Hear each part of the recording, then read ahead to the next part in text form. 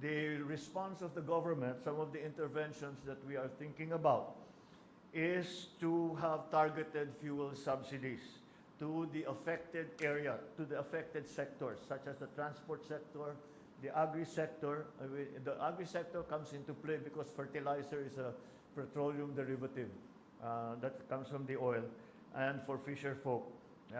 As soon as oil prices breach $80 per barrel, meron na tayong gagawin, and we will use several of the funds. We will use the funds.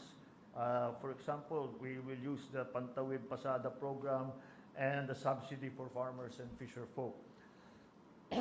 We are also trying to look at the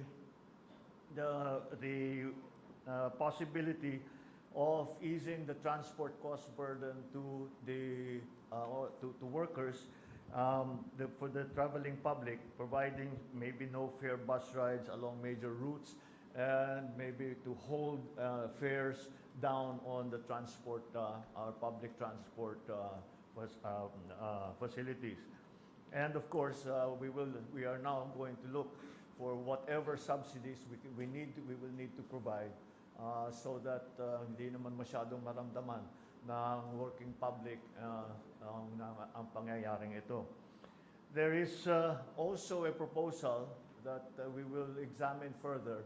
I am going to talk to the leaders in both the House and in the Senate to maybe, this is not yet a sure thing, but this is something that we are discussing, and it could be helpful, is to give me, the President, the authority to reduce excise tax on petroleum products should Dubai crude exceed $80 per barrel.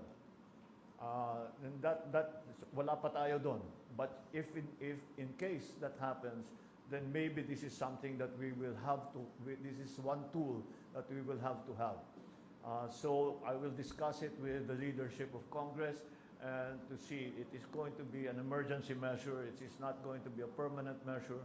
It will be something that we will dispose of as soon as the crisis is over.